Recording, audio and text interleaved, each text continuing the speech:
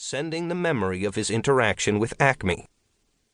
I reeled from the massive revelation. My ritual, my ley lines, they were going to transform this world into a dead planet? I did that? The best outcome was the survival of a single race, unless we somehow, saved people and locked them away in time? Seriously, Dale? The master was still lost in his own thoughts, but I knew he would want to rejoin the conversation soon. Why is your news never fun? I see you coming and think, oh look, it's Dale. I sure hope he's just coming in here to kill things. Otherwise something ridiculous or sad is going to happen. Dale ignored the jab, snapping his fingers to get the master's attention. He was still unused to the power his body now contained, so his snapping fingers made a shockwave that ruffled the master's robe. The master! I need to know how much time you think we have before the moon arrives. Time? The master blinked a few times, then seemed to remember where he was.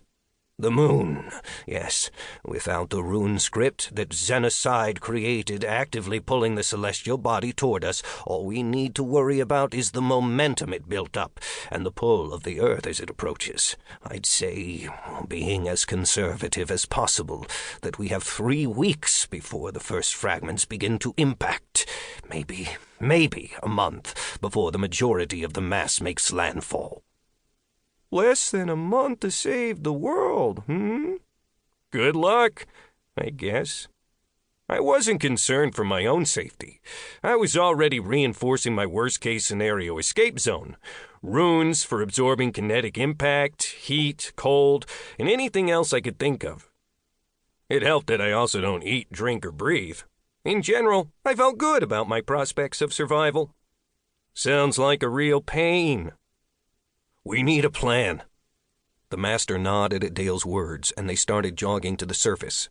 Dale's movement speed had increased to far above human levels, but the master still had to move slowly to keep from leaving him behind. Perks of being one of the most powerful people on the planet. Must be nice to have legs, I grumbled as they left me alone with my silverwood tree and wisp. Dale snickered at me as they erupted onto the surface of my flying island. I knew he couldn't ignore me for long. Dale loved me. Chapter 1. Dale opened the door to the council chambers just in time for a spray of blood to splatter on his face, the first blood drawn in a rapidly escalating conflict. While he knew that the delegates of the various races hadn't exactly been on good terms, walking in on a full-on brawl wasn't what he had been expecting.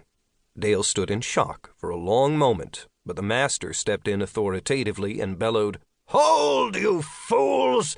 What is happening here?" "Master," a black-robed necromancer limped over, grimacing from both pain and anger.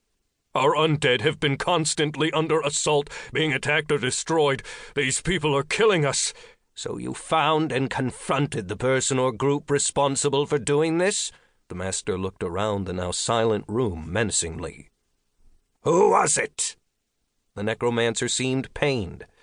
"Not quite. A few of us came in seeking information, but they are all denying that they—" "None of us are attacking your disgusting meat puppets." An Amazonian woman kicked over a table and stalked over. "We don't care about them or you at all. We have our own issues to deal with. And you weaklings that hide behind the corpses of our friends.